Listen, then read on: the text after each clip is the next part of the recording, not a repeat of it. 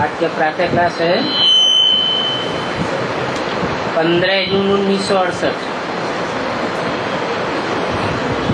ये है याद की यात्रा। और यात्रा में तो बहुत लोग जाते हैं,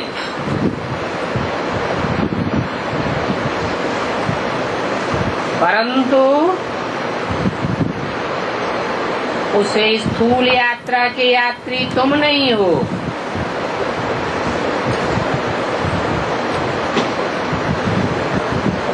वो तो बहुत दूर दूर जाते हैं, तुम तो बहुत नजदीक हो। जो जहाँ भी हैं बाप को याद करते हैं।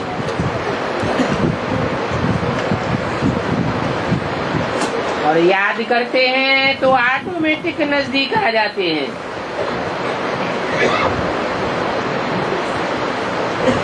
जैसे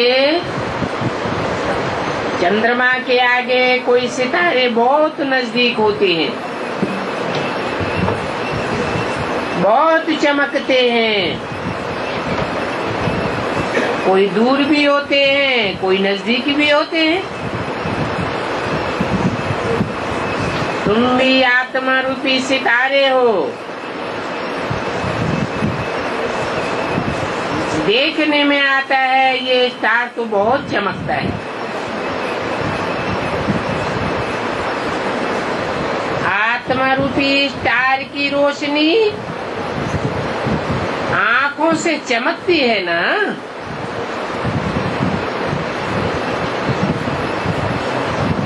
देखने में आ जाता है ये बाप के बहुत नजदीक है।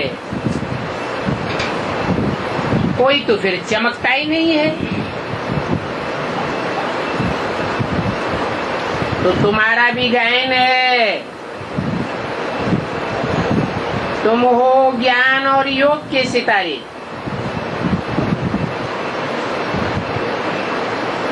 धरती के चैतन्य सितारे, और वो है आसमान के जड़ सितारे।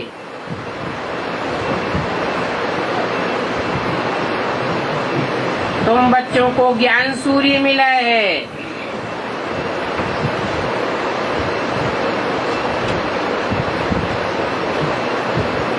और ये ज्ञान सूर्य बाप ज्ञानी तू आत्मा तुम बच्चों को ही याद करते हैं। जो सबसे कुल बच्चे हैं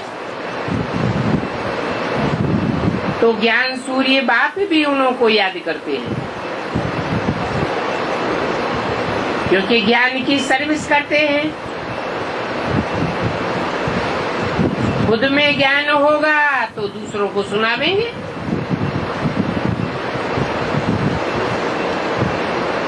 तो ऐसे ज्ञानी तू आत्मा बच्चे बाप को याद करते हैं। जो बच्चे बाप को याद नहीं करते हैं उनको बाप की याद भी नहीं पहुंचती है, क्योंकि दिल से दिल को राहत होती है। ये याद से याद मिलती है, जरूर मिलती है। बच्चों को भी याद करना है। बच्चे कहते हैं बाबा आप हमको याद करते हैं। बाप कहते हैं क्यों नहीं। सर्वसेबल बच्चों को मैं क्यों नहीं याद करूंगा। इसी रीति बच्चों को याद क्यों नहीं करते हैं।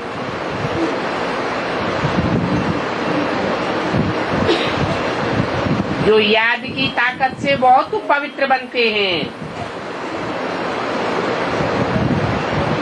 और बाप से जिनका बहुत प्यार है तो कशिश भी ऐसी करते हैं। तो हर एक अपन को पूछे कि हम कहाँ तक बाबा को याद करते हैं। एक की याद में रहने से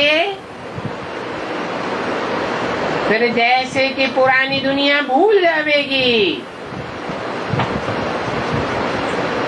बाप को याद करते करते जाकर मिलते हैं। अभी मिलने का समय आया हुआ है, हैं? कौन से सन की वाणी है? 68 की वाणी है। अभी मिलने का समय आया हुआ है का मतलब क्या हुआ?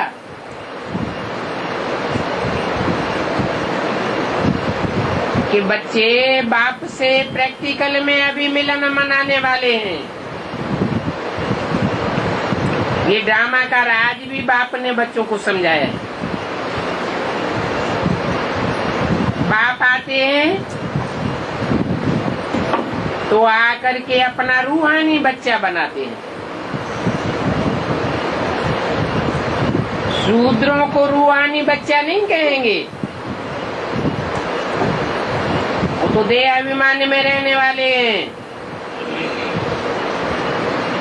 ब्रह्मा द्वारा शूद्रों को ब्राह्मण बनाते हैं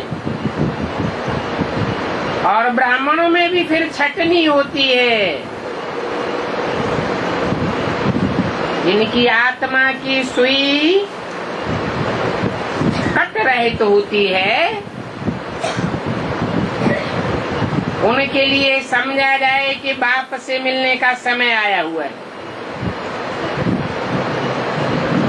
बाप उनको अपना रूहानी बच्चा बनाते हैं।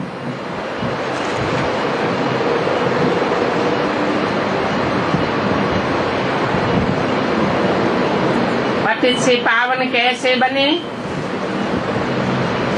सो सिखलाते हैं। बाप तो एक ही है, उस बाप को सभी याद करते हैं,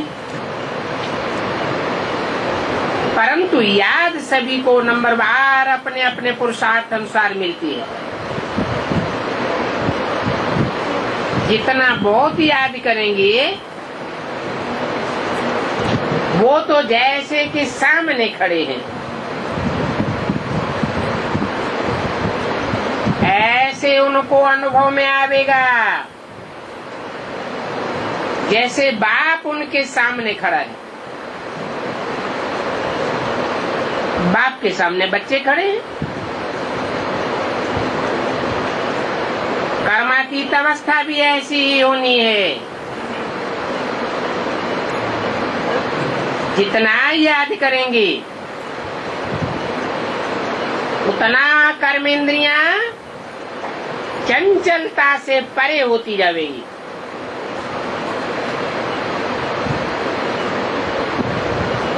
बच्चे जानते हैं कर्मेंद्रियां बहुत चंचलता करती हैं। उसको कोई माया कहा जाता है। तो कर्मेंद्रियों से अर्थात कर्मेंद्रियों की चंचलता से कोई भी खराब काम नहीं होना चाहिए। जैसे नागे सन्यासी होते हैं,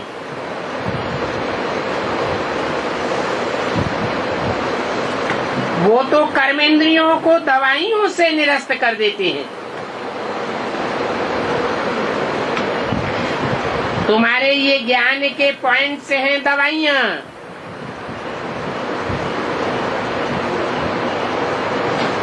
याद भी तुम्हारी दवाई है।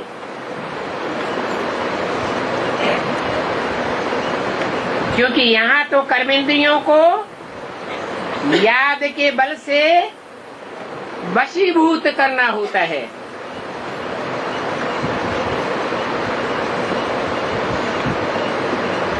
ये है याद की यात्रा। इस याद की यात्रा में कर्मेंद्रियों को कोई निरस्त करने की बात नहीं है।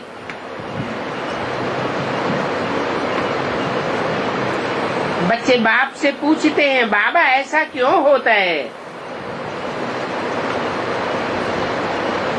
बाप कहते हैं तुम जितना याद में रहेंगे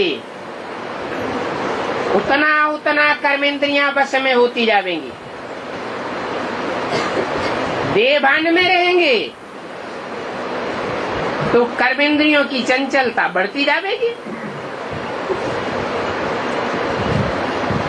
बाप को तो देह ही नहीं है, पराई देह में प्रवेश करते हैं। तो बाप को तो कोई कर्मेंद्रियों की चंचलता की बात ही नहीं। जिस तन में प्रवेश करते हैं उनकी कर्मेंद्रियां भी वशीभूत होती जाती हैं।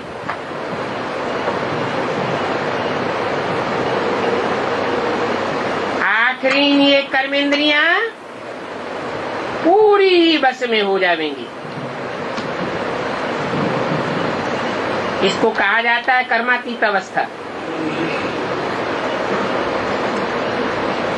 इसलिए भारत का प्राचीन योग गाया हुआ है और ये कर्मेंद्रियों को वशीभूत करने का प्राचीन योग तो एक भगवान बाप ही सिखाते हैं। और कोई सन्यासी उदासी महात्मा कर्मेंद्रियों को वशीभूत नहीं करना सिखा पाया। भगवान ही सिखलाते हैं अपने बच्चों को। ये तो जानते हो सबसे कड़ी कर्मेंद्रिय है काम विकार की।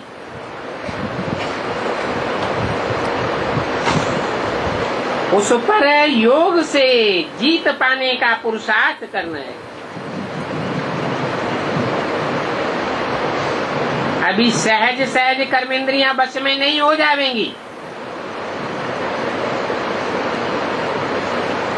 वो तो पिछाड़ी में हो जाएंगी। और पिछाड़ी का ही गायन है, अतीन्द्रिय सुख पूछना हो तो गोप गोपियों से पूछो। जब तुम्हारी परिपक्व अवस्था हो जाएगी, याद में तुम परिपक्व स्टेज को पावेंगे तो कोई भी कर्मेंद्री चंचलता नहीं करेगी। अभी इस संगम युग में चंचलता बंद होने से फिर 21 जन्म के लिए ये इंद्रियां बिल्कुल धोखा नहीं देंगी। अंतमते सो ऐसी गति हो जाएगी 21 जन्म के लिए कर्मेंद्रियां वश में आ जाएंगी।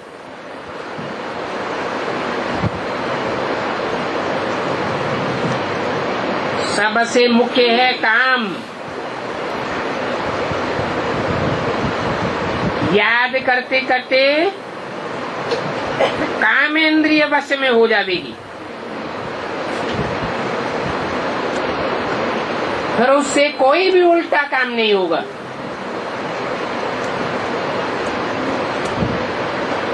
अभी कर्मेंद्रियों को वश करने से आधा कल्प के लिए इनाम मिल जाता है। वश नहीं कर पाते हैं तो फिर पाप रह जाते हैं। जिनके पाप रह जाएंगे उनको फिर धर्मराज की सजाएं खानी पड़ेंगी। तुम्हारे पाप योग बल से कट जाएंगे। अभी तुम पवित्र होते जाते हो। ये नंबर 1 सब्जेक्ट है। बाप को बुलाते भी हैं पति से पावन होने के लिए, तो बाप ही आकर के पावन बनाते हैं।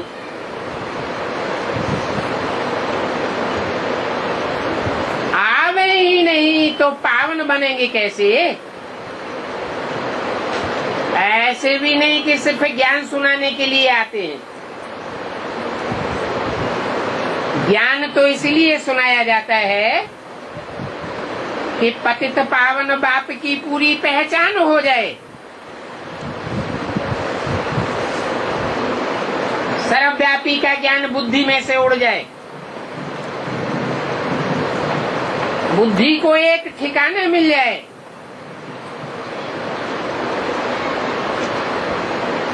बच्चे जानते हैं कि बाप ही नालिशफुल है। जो कहते हैं अपन को आत्मा समझो, बाप को याद करो, ये भी तो एक नॉलेज है। फिर याद में परिपक्व हो जावेंगे तो दैवी गुण अपने आप ही मर्ज हो जावेंगे। बच्चे जानते हैं अभी हम मनुष्य से देवता बनते हैं तो दैवी गुण तो जरूर धारण करने हैं, अपनी जांच करते रहना है। नोट करने से अपने ऊपर सावधानी रहेगी। अपनी जांच करते रहेंगे तो फिर कोई भी भूल नहीं होगी। बाप खुद कहते हैं कि माम एकम याद करो। कोई दूजम को याद करेंगे तो देह भान जरूर आवेगा। मैं तो सदा शिव हूं। सदैव आत्मा की स्थिति में रहने वाला हूं, तो सिर्फ मुझे ही याद करना है। वो बाप जब आते हैं तब ही डायरेक्शन आदि देते हैं।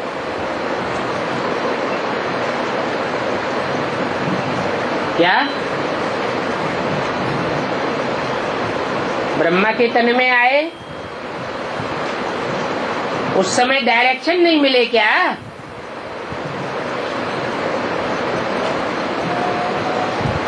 ब्रह्मा के द्वारा बाप ने कर्म करके दिखाए, तो बच्चों को कर्मों में ब्रह्मा को फॉलो करना है, परंतु डायरेक्शन बाप के ऊपर चलना है। बाप के डायरेक्शन पर चलेंगे तो कभी भी भूल नहीं होगी। अभी इन डायरेक्शंस पर अमल करना है आत्माओं को, क्योंकि तुम भी पार्ट बजाते हो इस शरीर द्वारा और बाप भी डायरेक्शन देते हैं इस शरीर द्वारा। तो जरूर बाप को डायरेक्शन देने के लिए इस शरीर में आना पड़े। ये बहुत वंडरफुल बातें हैं।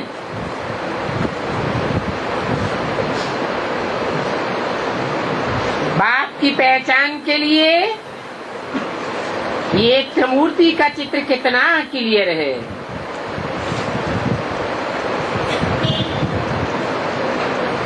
कहते भी हैं देव देव महादेव।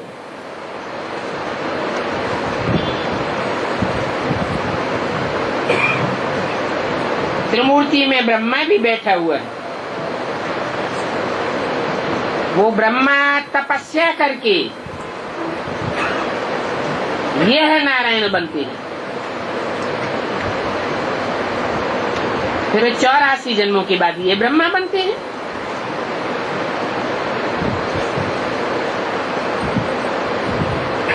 पावन विष्णु से पतित बनने में 5000 वर्ष लग जाते हैं। फिर पतित ब्रह्मा को पावन बनने में 1 सेकंड लगता है।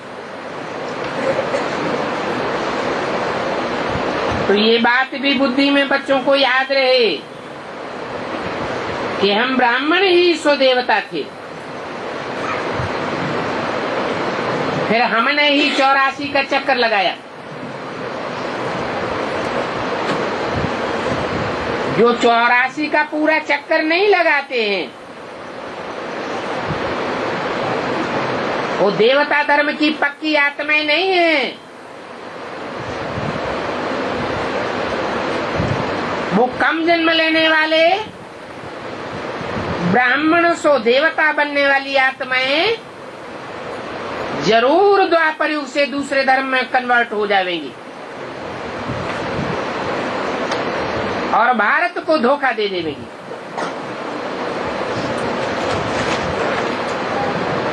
15/6/68 की वाणी का दूसरा पेज। अभी तुम बच्चे तो फिर से देवता बनने आए हो।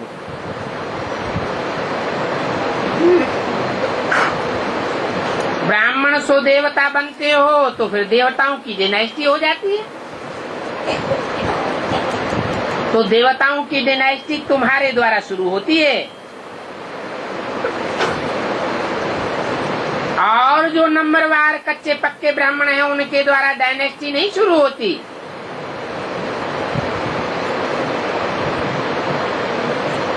तो ऐसे पक्के ब्राह्मण सो देवता जब द्वापर युग में भक्ति शुरू होती है तो बहुत प्रेम से अब बेविचारी याद में रहकर उनको याद करते हैं। अभी वही बाप तुमको ये पद दिलाने के लिए युक्ति बतलाते हैं और ये युक्ति बहुत सहज है, याद भी बहुत सहज है। सिर्फ युक्ति अपनाने के लिए जो बुद्धि रूपी घड़ा है या बुद्धि रूपी बर्तन है वो पवित्र चाहिए, औरों का संग नहीं चाहिए, औरों की याद भी नहीं चाहिए। दृष्टि, वृत्ति, कृति, वाचा हर तरीके से एक बाप का संग का रंग चाहिए। औरों का संग लेते रहेंगे तो बुद्ध रूपी पात्र पवित्र बनता रहेगा। कहते हैं शेरनी का दूध सोने के बर्तन में ही ठहरता है। तो बुद्ध रूपी पात्र को सोना अर्थात सच्चा बनाना है, झूठा बनाना माना बेविचारी होना।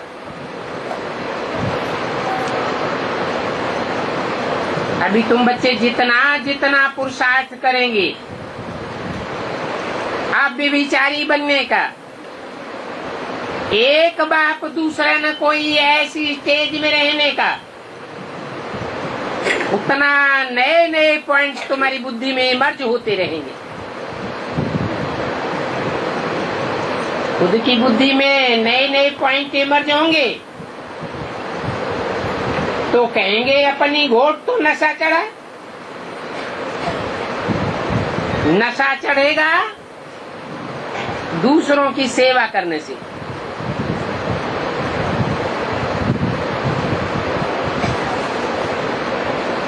ये बुद्धि को जैसे खुशी की खुराक मिल जाती है, ज्ञान अच्छा सुनाते रहेंगे, ऐसे समझेंगे जैसे कि बाबा हमारे में प्रवेश करके मुरली चलाए रहे।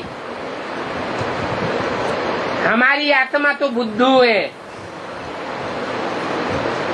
अंतिम जन्म में तमो प्रधान है, बाप दादा ही चलाए रहे हैं। करण करावनहार कराए रहा है। तो बच्चों को बाबा बहुत मदद करते हैं। कभी दृष्टि की मदद देते हैं सेवा की फील्ड में, कभी ज्ञान की मदद देते हैं। अब जो बच्चे जितनी हिम्मत करें सेवा के फील्ड में रहने की,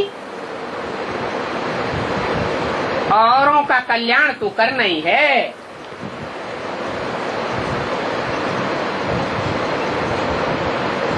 परंतु वह कल्याण भी ड्रामा में नूंद है। ड्रामा का 1 सेकंड न मिले दूसरे सेकंड से। अभी टाइम तो पास होता जाता है। इतने वर्ष, इतने मास, इतने घंटे, इतने सेकंड कैसे पास हो गए। शुरू से लेकर के टाइम पास ही होता जाता है। और 1 सेकंड की शूटिंग न मिले दूसरे सेकंड से। ये जो सेकंड गया वो सेकंड फिर 5000 वर्ष के बाद रिपीट होगा। बीच में ऐसा सेकंड कभी मिलने वाला नहीं है।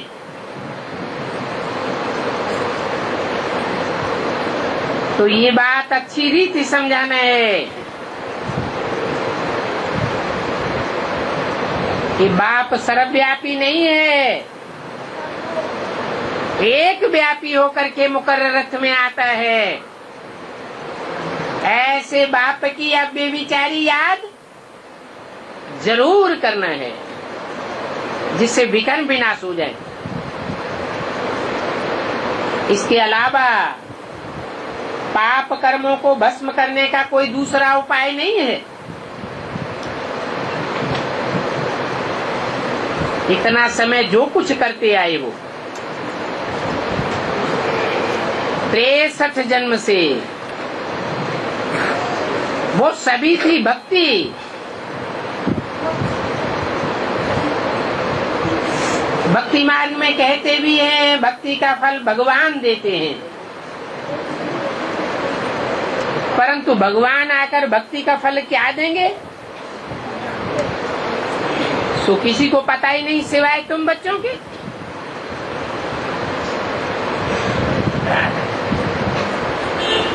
क्या फल देते हैं, कब देते हैं, कैसे देते हैं, ये कुछ भी पता नहीं है। बाप जब आवे फल देने के लिए तब लेने वाले देने वाले दोनों इकट्ठे हों।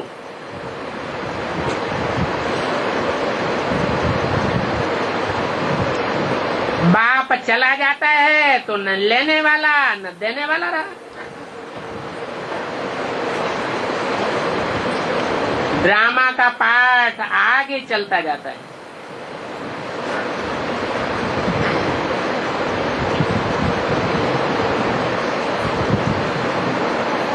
सारी हयाती में अभी यह अंतिम जन्म है। ये सबकी अंतिम लाइफ है। उसमें हो सकता है कोई शरीर भी छोड़ दे, क्योंकि कोई दूसरा पार्ट बजाना है तो नया जन्म भी ले सकते हैं।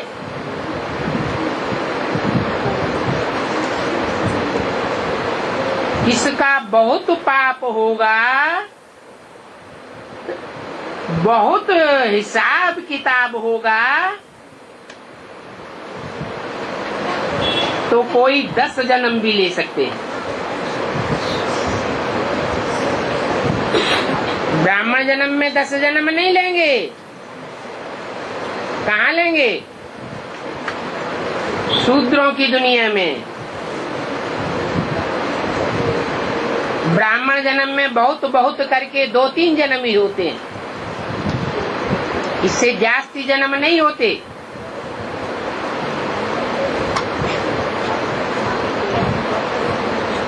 तो जिनको जास्ती जन्म लेना होगा घड़ी घड़ी एक जन्म लेकर फिर दूसरा तीसरा जन्म लेते रहेंगे। गर्भ में गया, दुख भोगा, फिर शरीर छोड़ा, फिर दूसरा लिया। काशी करवट में भी ये हाल होता है, क्योंकि जन्म जन्मांतर के पाप सिर पर बहुत हैं।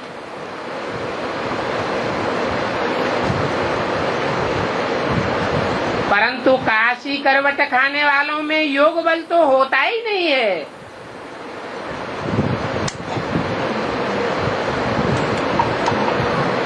भक्ति मार्ग में काशी करवट खाना ये है अपने शरीर को घात करना।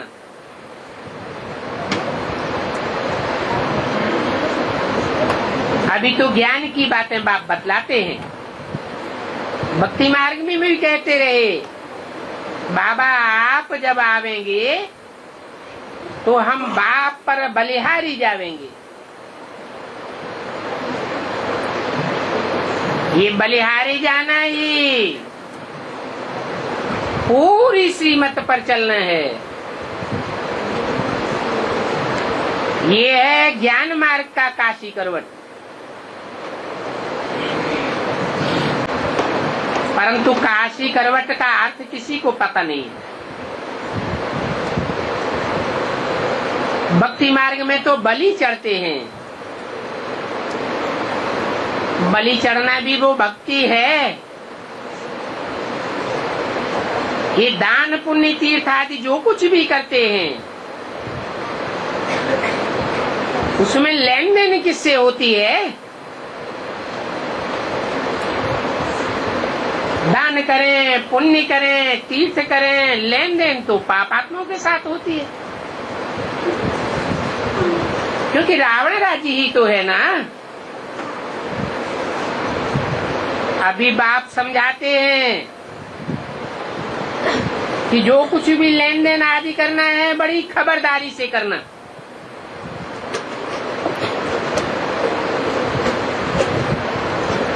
कहाँ कोई खराब काम में न लगाए देवे।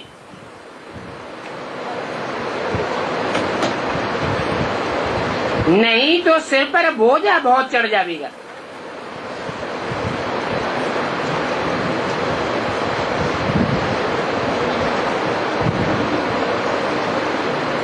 तो दान पुण्य भी बड़ा खबरदारी से करना है।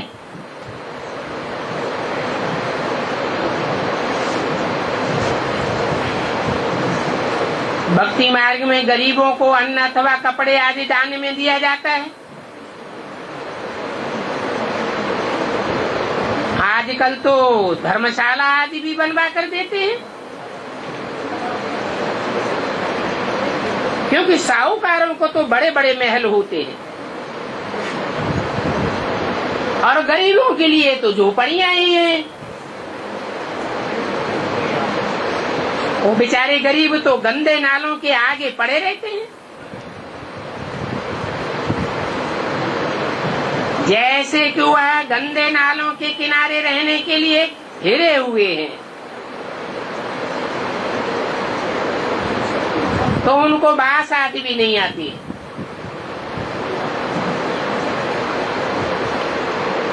उस कचरे का फिर खाद बनता है। वो खाद फिर बिकता भी है। उस खाद से फिर बहुत खेती होती है।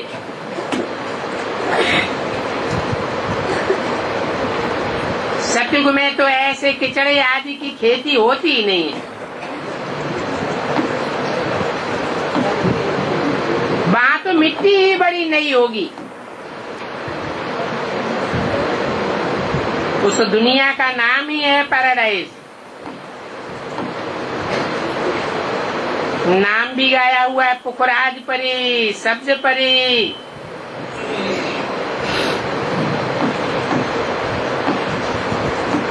जैसे कि वैल्यूबल रतन होते हैं ना, अभी ये आत्मा ही रतन है। कैसे कैसे रतन है।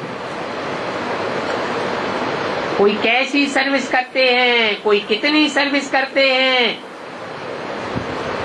कोई तो फिर कहते हैं हम सर्विस नहीं कर सकते। अभी बाबा के रतन तो सभी है ना, परंतु उनमें नंबरवार पुरुषार्थ अनुसार हैं जो रतन फिर पूजे जाते हैं। और पूजा तो होती है देवी देवताओं की। भक्ति मार्ग में तो अनेकानेक प्रकार की पूजाएं होती हैं।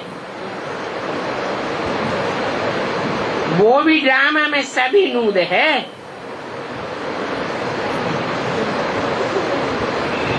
भक्ति मार्ग में होती है पूजा और ज्ञान मार्ग में होती है याद।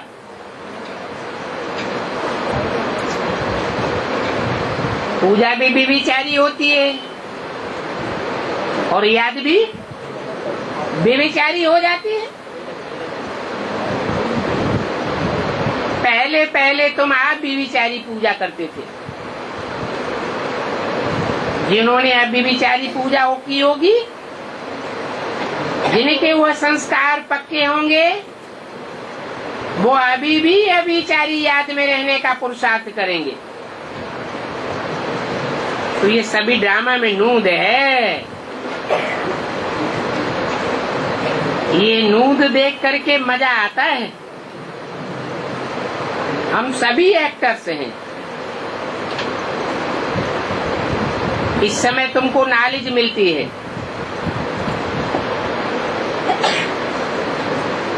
इस ड्रामा की ये नॉलेज लेकर के तुम बहुत खुश होते रहते हो।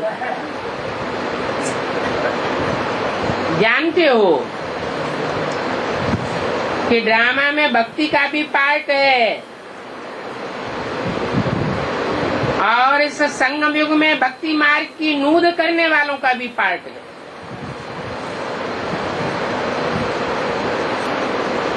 कोई ज्ञान मार्ग को जिंदाबाद करने वाले बच्चे हैं, कोई फिर भक्ति मार्ग ही चलाते रहते हैं। बाप ने तो तुम बच्चों को स्लोगन दिया, ज्ञान मार्ग जिंदाबाद, भक्ति मार्ग मुर्दाबाद। भक्तों को भक्ति में भी बड़ी खुशी होती है। कोई गुरु ने कहा माला फेरो, तो बस उस खुशी में माला ही फेरते रहते हैं। परंतु माला के बारे में जानते कुछ भी नहीं।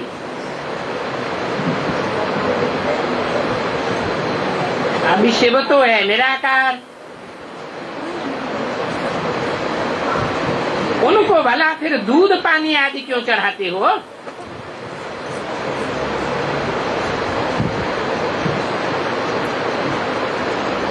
निराकार दूध पानी आदि पीता है क्या है? फिर किसको चढ़ाते हैं? और इसकी शूटिंग कैसे करते हैं? भक्ति मार्ग में जो भी क्रियाकलाप होते हैं उनकी शूटिंग कहाँ होती है? अभी संगम युग में हो रही है। तो जो दूध पानी चढ़ाते हैं, फल फूल चढ़ाते हैं, ये कहाँ की शूटिंग है? संगम युग की तो है, लेकिन कैसे है?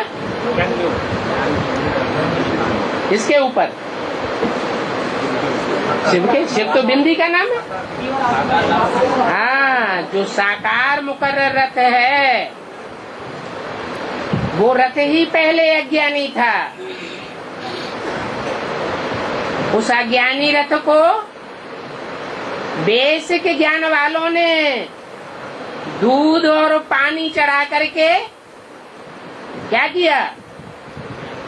नहलाए धुलाई दिया, पूजन योग्य बनाए देते हैं।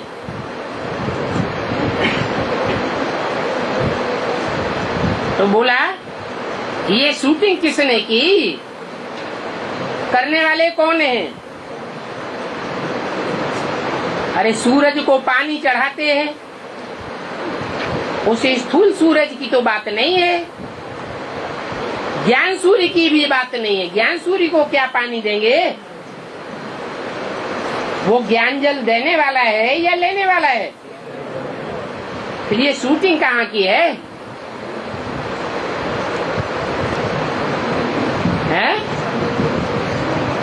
अरे बेसिक में वो आत्मा भी जब ज्ञान में आती है तो उसके ऊपर ज्ञान जल चढ़ाया जाता है। किसके द्वारा?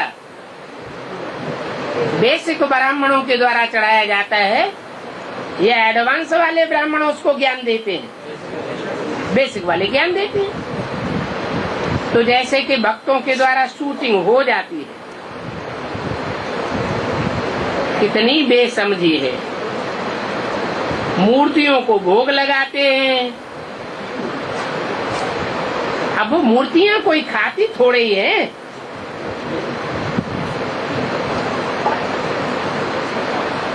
भक्ति का पेशगीर कितना बड़ा हो गया है। जैसे कि झाड़ बड़ा होता है, बीज से कितना बड़ा झाड़ हो जाता है।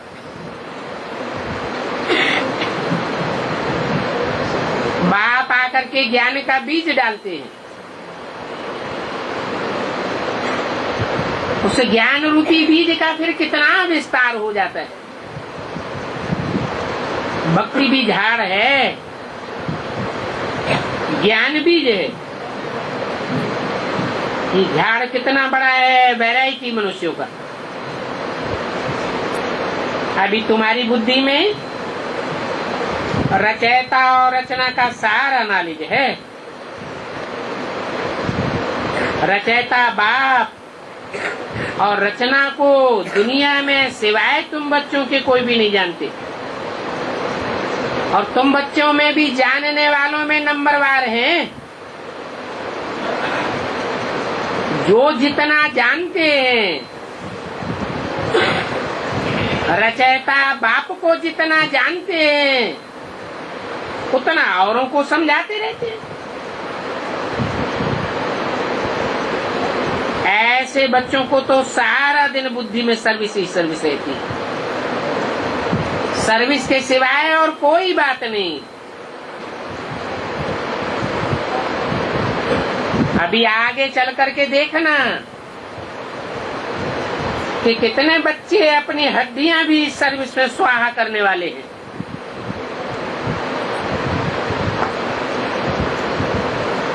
अभी तुम बच्चों ने रचयिता और रचना के आदि मध्य अंत को जाना है।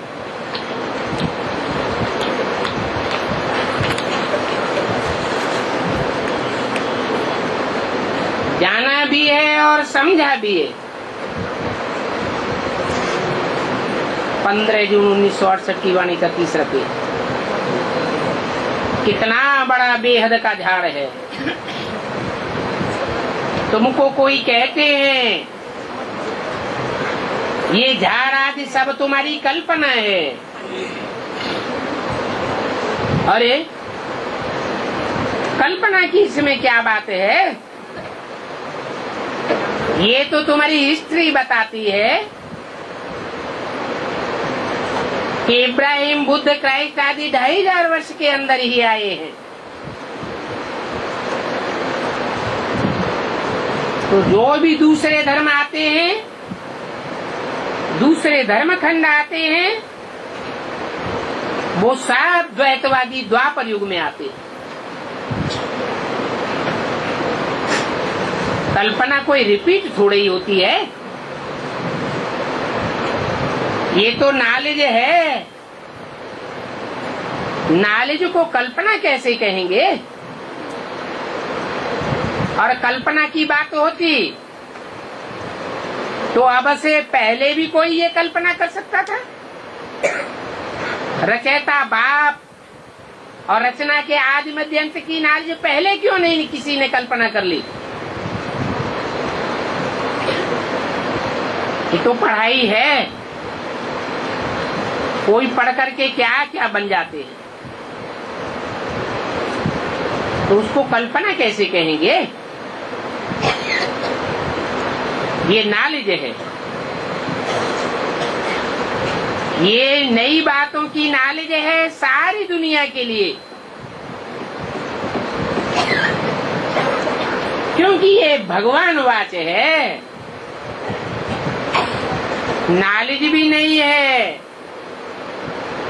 और ये ऊंचते ऊंच भगवान भी नया है। नहीं तो इस दुनिया में अपन को भगवान कहलाने वाले तो बहुत हुए हैं।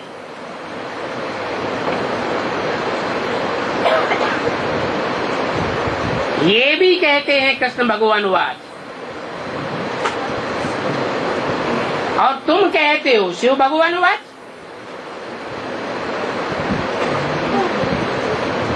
तो हरेक की वाचा अपनी अपनी है। एक की वाचा दूसरे से मिल नहीं सकती, एक की कर्मणा दूसरे से मेल खा नहीं सकती, एक की दृष्टि दूसरे जैसी हो नहीं सकती, एक का वाइब्रेशन दूसरे से मिल नहीं सकता। हर एक आत्मा में अपने अपने संस्कार भरे हुए हैं, अलग अलग, एक न मिले दूसरे से। तो ये पढ़ाई है। उस स्कूलों में भी तो पढ़ाई होती है ना। उस पढ़ाई को कल्पना कहेंगे क्या? यहाँ बाप है ज्ञान का सागर, नॉलेजफुल सुप्रीम टीचर, एक ही पढ़ाई पढ़ाने वाला है। उनको सारी सृष्टि के आदि मध्यंत की नॉलेज है।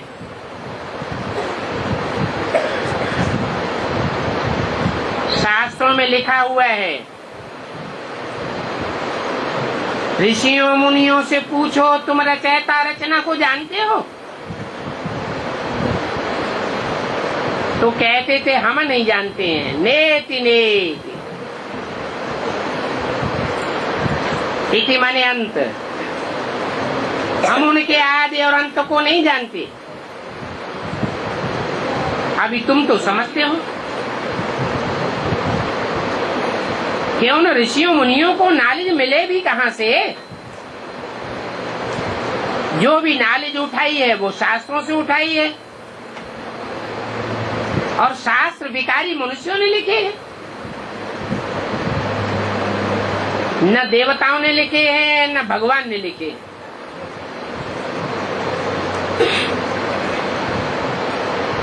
वो तो देवी देवता सनातन धर्म की हिस्ट्री को ही नहीं जानते। जिन्होंने इस हिस्ट्री को जाना है उन्होंने ही ऊंच पद पाया है। फिर जब संगम युग आवे तभी ही बाप आकर नॉलेज पढ़ावे। तो जो नए नए आते हैं वो इन बातों में बहुत मुझ जाते हैं। इसलिए कोई भी नए को यहाँ आना अलाउ नहीं किया जाता। पहले 7 दिन का कोर्स लेवे, कोर्स लेने के बाद 7 दिन की भट्टी में पड़े।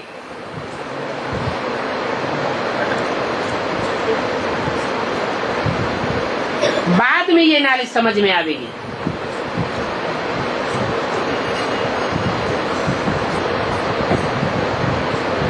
कहते हैं तुम लोग इतने थोड़े हो,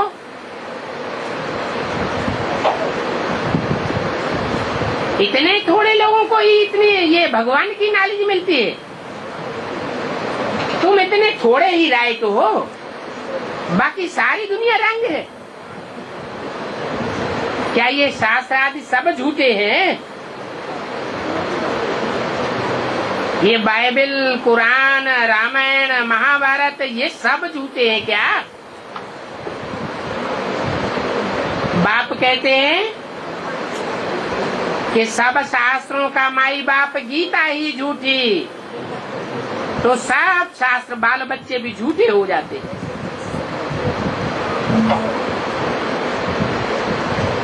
अभी तुम बच्चे जानते हो कि वर्षा इन शास्त्रों से नहीं मिलेगा, वर्षा गीता से भी नहीं मिलेगा।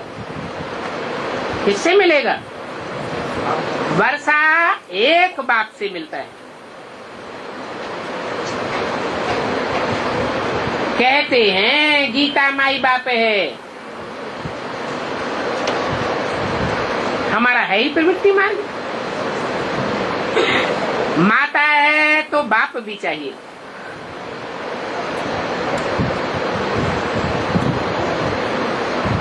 रचयिता बाप से ही वर्षा मिलता है, रचना से वर्षा नहीं मिल सकता। वेदों शास्त्रों आदि में रचयिता और रचना की नॉलेज हो ही नहीं सकती।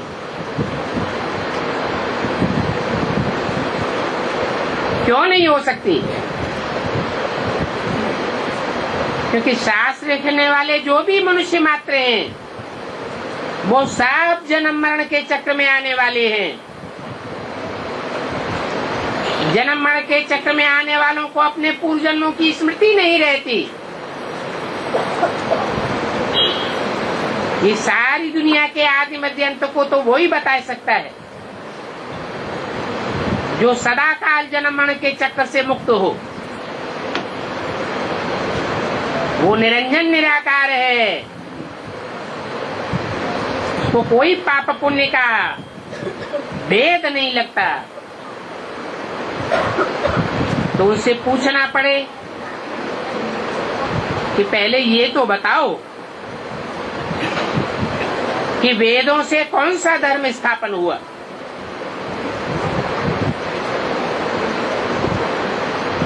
कहते हैं वैदिक धर्म स्थापन हुआ। अरे धर्म का नाम धर्म पिता के आधार पर पड़ता है या पुस्तक के आधार पर पड़ता है? बाइबल से कोई बाइबल ही धर्म निकला क्या? कुरान से कोई कुरानी धर्म निकलता है क्या? ये तो बाप आकर के सनातन धर्म की स्थापना करते हैं, कोई सनातन पुरुष के द्वारा। सनातन माने पुराने से पुराना। और मुख्य धर्म तो है ही चार। हर एक धर्म का एक मुख्य शास्त्र होता है।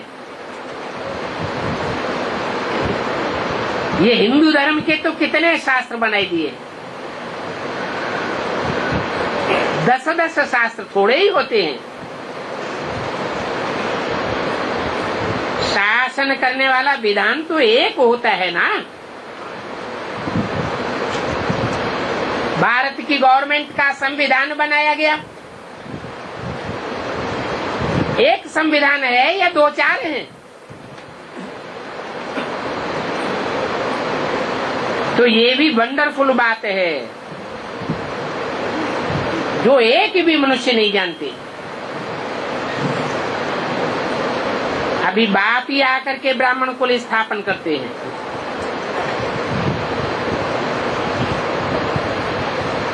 जो पक्के पक्के ब्राह्मण बनते हैं सो पक्के देवता बनेंगे।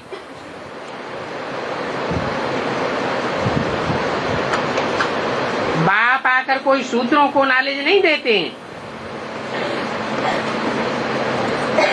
शूद्रों को नॉलेज देने का सिलसिला कब तक चला है?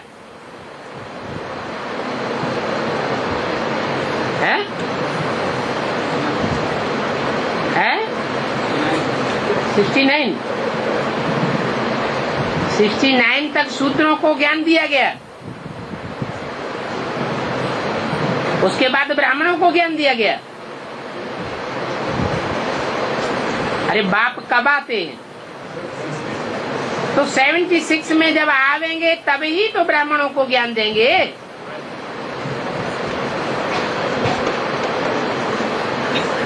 उससे पहले कौन सी मशीनरी चल रही थी? शूद्रों को ब्राह्मण बनाने की मिशनरी थी, अभी हमारी डबल मिशनरी है। तुम शूद्रों को ब्राह्मण भी बनाते हो और फिर ब्राह्मणों को देवता बनाने का भी ज्ञान बाप से दिलवाते हो।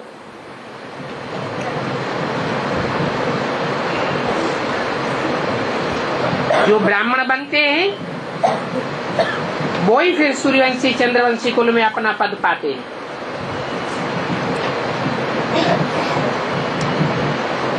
इस बात का किसी को पता नहीं है।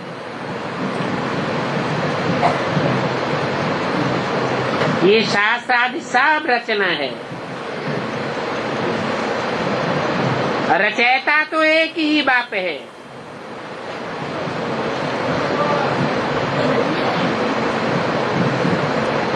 रचना से वर्षा नहीं मिल सकता, वो तो बाप ही है। सर्वशास्त्र में शिरोमणि गीता गाई हुई, जरूर गीता रूपी संविधान से श्रेष्ठ से श्रेष्ठ शासन किया गया होगा।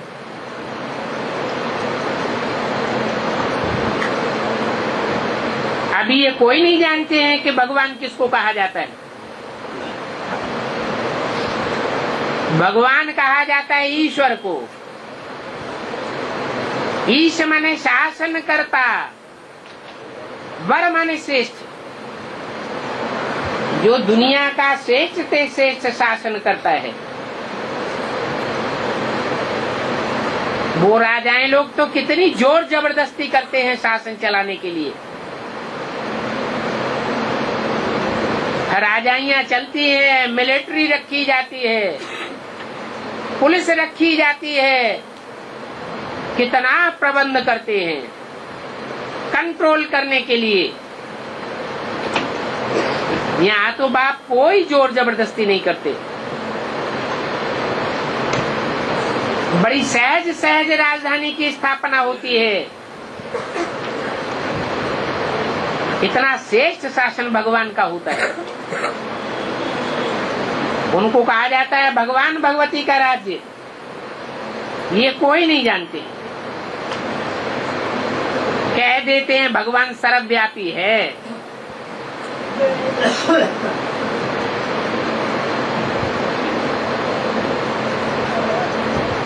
जैसे अभी दुनिया के देशों में जो राज्य है वो किसका राज्य है? एक का राज्य है या प्रजा के ऊपर प्रजा का राज्य है? सब देशों में प्रजा के ऊपर प्रजा का राज्य है। तो जैसे कि सब शासनकर्ता हो गए, जैसे भगवान को सर्वव्यापी बताई दिया, वैसे शासन करने वाले सर्वव्यापी हो गए।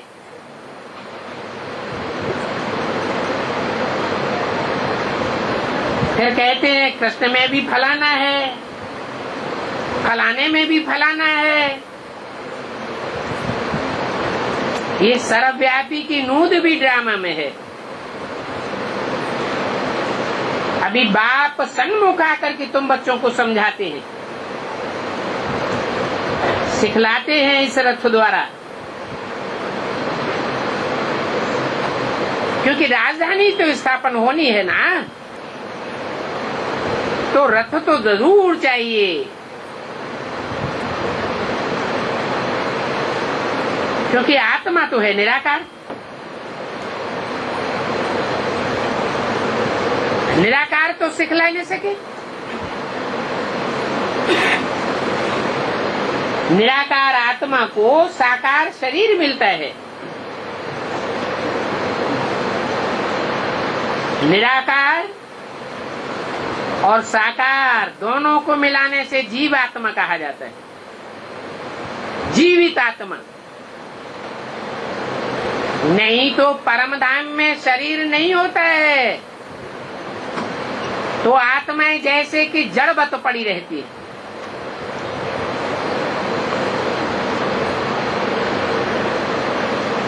यहाँ तो दो हो जाते हैं, एक आत्मा एक शरीर। तो ये अर्थ भी किसी की बुद्धि में नहीं है कि आत्मा क्या चीज है। तो जब आत्मा को ही नहीं जानते हैं तो फिर बाप को कैसे जानेंगे। अभी बाप बैठ तुम बच्चों को रियलाइज कराते हैं कि तुम देह नहीं हो, देह को चलाने वाली तुम आत्मा हो,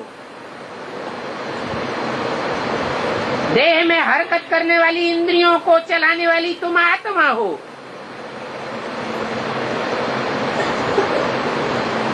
आत्मा और परमात्मा का ज्ञान बाप ही आकर देते हैं।